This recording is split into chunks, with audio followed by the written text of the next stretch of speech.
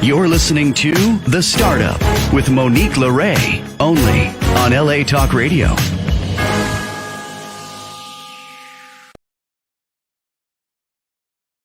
How's it going, Los Angeles? This is The Startup with Monique LeRae. I'm Monique LeRae on this beautiful Memorial Day weekend. Shout out to everyone that's observing Memorial Day weekend and everyone working over the weekend. Thank you so much for tuning in. And shout out to Sam here at LA Talk Radio. I wanted to check in with you guys. I have an amazing guest today speaking on entrepreneurship and giving us some inspiration. Today, without further ado, let me introduce you to our guest, Nan McKay. How are you, Nan, today? I am great, Monique, and thank you so much for having me. Wonderful. It's so good to hear it. And I'm loving that blue, very patriotic of you with the red lipstick. You know, I love it. Great. Why don't you introduce yourself to the viewers and listeners in case they don't know who you are? Well, I'm Nan McKay. I am owner of Nan McKay Connects, LLC, but I'm also president of a large company with about 10 offices around the country that I started in 1980 when women couldn't get a credit card in their own name. Oh, listen, you are a legend then, because I don't know how we did it. And ladies like you probably helped push the needle forward. You know, that was such a really crazy time, you know. Tell us more about you and all of these things that you're doing. I'm so impressed with everything you've done with your brand. Tell us a little bit more. Well, it's really kind of exciting because I've found that a lot of women today are working, of course, in their niche of working on the internet, working on a digital business. But a lot of people are concerned about, gosh, I don't like this technology. Well, I love technology. So what I'm finding is, hey, I can fill the gap. And I am doing primarily three things. One thing is AI, and Chat GPT are my best friends. So I am teaching other people how to use that in their business in a whole variety of ways. I'm doing about 3 or 4 sessions a month on workshops, just to give people the oomph to get in there and do it, and then to figure out, oh my gosh, this is what it really can do. Fantastic. Yes. So I do that. And then the second thing, I have all these exciting things going on. Second thing is I do quiz funnels. So, and I'm talking about a comprehensive funnel, not just the little, hey, who are you today? Right. But something that has about 10 to 12 diagnostic questions, leads to 4 buckets. And then those categories are all segmented so that each one has a report, each one has a video that leads them to the offer. So it's the number one lead generator for digital marketing today. So I program those quizzes. And my third passion, you really want to hear all this? Of course. My third passion is I'm really concerned about what's happening in the labor force today. I'm concerned about businesses because there's like a 58% turnover rate. Yeah. And we've got 33% of people that even though they got hired, they only stay about 3 months. Yeah. And then 17% only stay about a month. So that means we've really got to take a look at what is happening in our generations today and how that's translating into business. Wow. You know, we've got 10,000 baby boomers retiring every day. Oh, 10,000 a day. Wow. That's a quite a seismic number. That's going to shift some things. And the interesting part is the baby boomer generation was big, like this. The next generation down is Gen X, and it's small. And then we get big again with the millennials. The problem is there are not going to be enough people to be able to fill those positions that the baby boomers are leaving. So what I'm thinking is we need to take another look at our culture. We need to look at what those millennials want and what is going to make them happy in the workplace. And then we need to start training and cultivating our next generation level up. And so I've got a new website. I have got a new program going. Ooh.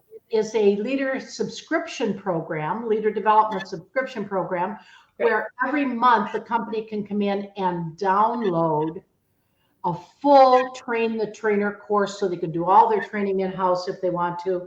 And then I mentor them once a month, their trainers once a month on training skills and then on whatever they're teaching. And I have individual programs too. Nan's got her finger on the pulse. Listen, you are like Charlie's Angel for the workforce right now. You are just doing it. I'm really intrigued and delighted to see you jump in this space and grab technology and the future by and go with it, because this right here, ladies and gentlemen, dispels any myth about age being an issue, someone not understanding something because of their age. We cannot be, me included, because I'm ageist against myself. So, you know what? We have to start leaning into leaders like yourself and innovators who are like totally across the board, just going for it. It really inspires me. And you actually just reminded me of a brand I started. I'm working on my MBA right now. And right before I got into my MBA program, I started this little thing. I was playing around with it, and it's kind of, there's some parallels here. So you and I will definitely have to speak offline a little bit, because I just got a little inspired for that project. That's great. And I'm a lot older than you, Monique. I'm 80. What? So I just figured, on? if I can do this at 80, for heaven's sakes, you could do it in your 40s or your 50s. Oh my gosh.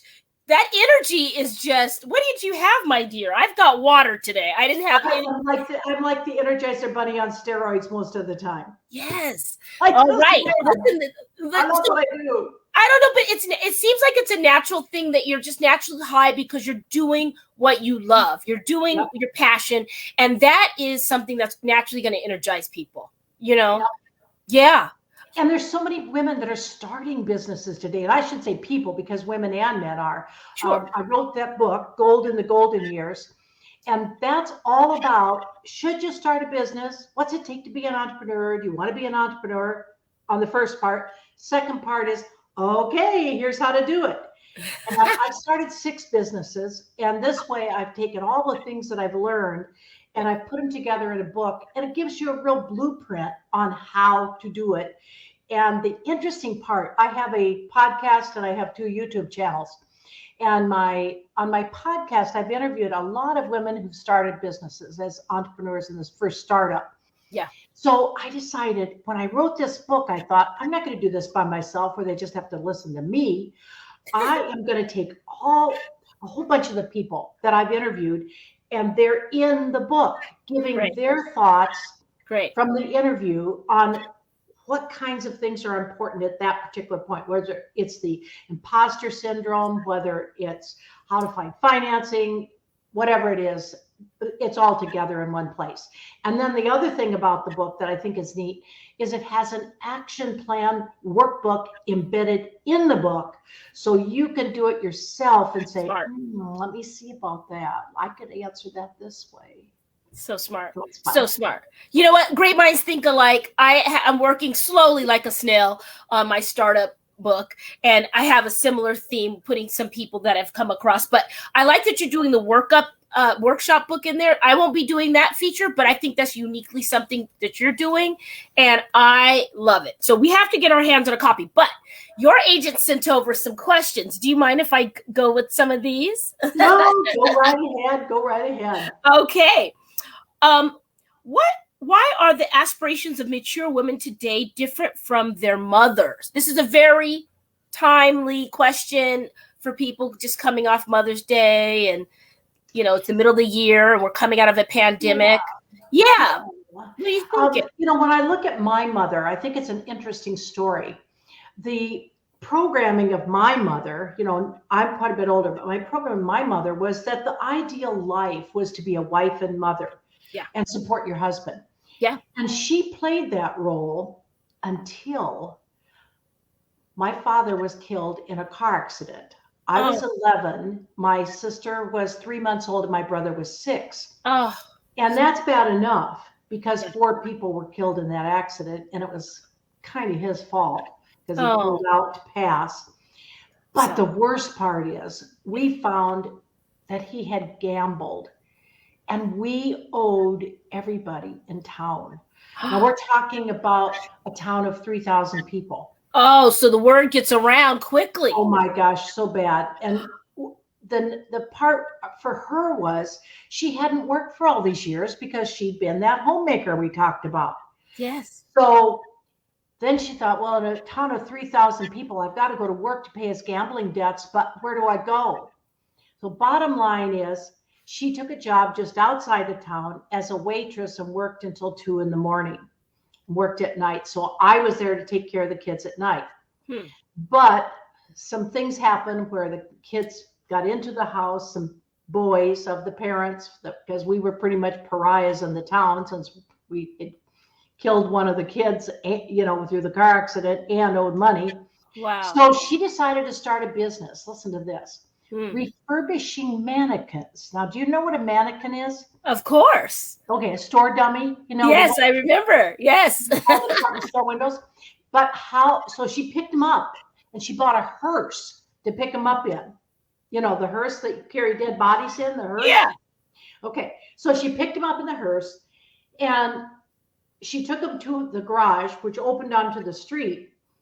So people would drive by and they would see these naked women hanging upside down in the garage as she resprayed them, rewigged them, repainted their faces. But that's what she did. Wow. And the story is important because the bottom line is this. She said, always be able to support your family. And that was an unusual perspective in that time. It was 1952. Wow. So with more equality for women today, when you look at it, although I definitely think not enough equality, but Amen. That's another story for another day. Yeah, but they approach a career today as a norm, not just like she did. So gender bias, I agree, is still alive and well. There's no question today. Yeah. But the aspirations for a rewarding career and upward mobility are definitely there. And women are outpacing men by 7% in college graduation rates. Yeah. Yet, the bad part is that women still earn only 82 cents of the dollar to men. Right. What is going on with us? Why can't we just well, and then that's to your point. Go work for yourself. Take care of your family. And that's what a lot of people are starting to do. It's a beautiful story. And I love how colorful your mom was about it because she sprinkled in a little fun in there. She, kind of put a little hearse and some bodies. And she's like, okay, you guys want to mess with us? We'll give you something weird. Right. Probably kept them away a little, which is smart also. Like, what's going on? So, I really love that your book is highlighting all the things, the practical things that you've learned over the years with fellow entrepreneurs and guests, and then your own experience. Tell us a little bit about this book that, besides what you've already shared, some other little things without giving it away. What makes it different from other business books besides what you've just outlined? Well, I think those things make it different in that I don't see others with the two things that I did mention. But I think the bottom line is this. It's time for women to be able to make that choice of starting a business if they want. And a lot of people think of business. They think of IBM or, oh, gosh, I don't think I could do this. Or what does that take? Or I've been an executive all my life, but I've been able to delegate. And we've had an IT department. We've had all the stuff. So I'm kind of scared to get out there and do it. Yeah. And when I wrote the book, I thought, no, we have got to take our tribe from the interviews I've done on the podcast and the YouTube channels. We've got to get together and we've got to say, this is how you do it, A, and B, you can do it. So I think that's what's different about the book. It's reality. It's not some guy, but writing about, philosophically, it's this and that. It's down, dirty, guts. This is what it takes. Right. ABC. I love that. Thank you for sharing that because a lot of people would keep it to themselves. So it's very generous.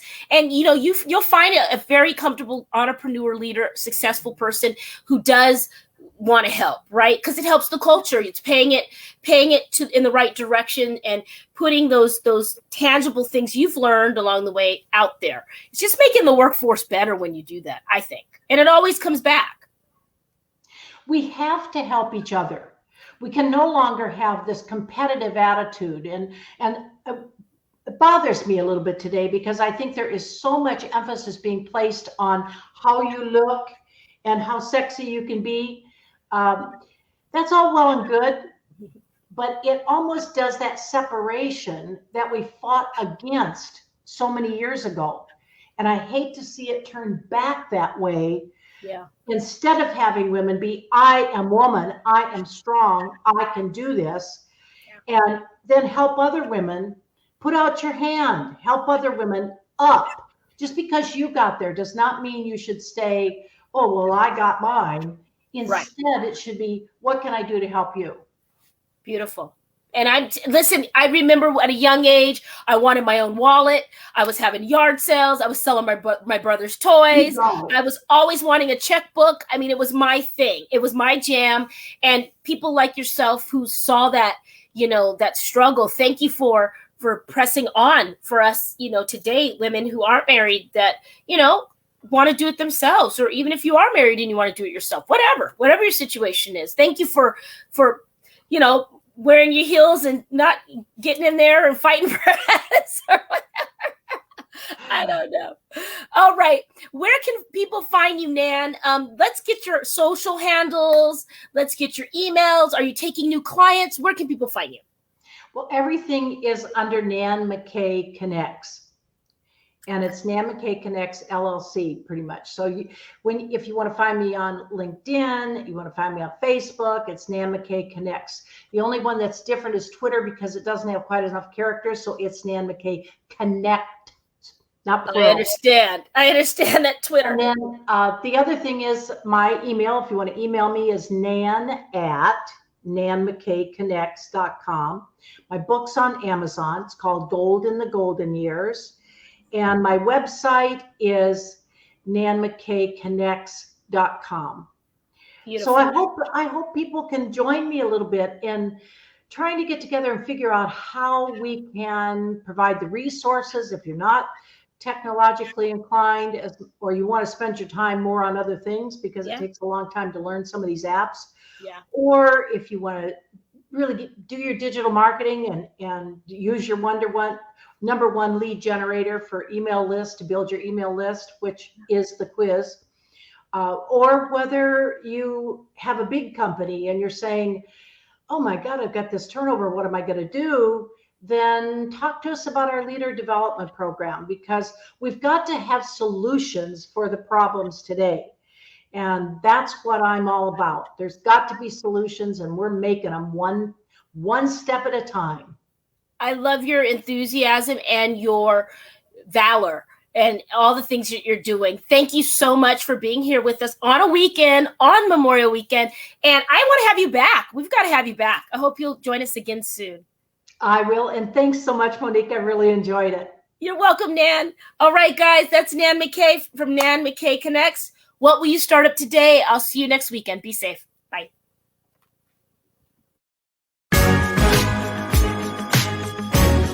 You're listening to The Startup with Monique LeRae, only on LA Talk Radio.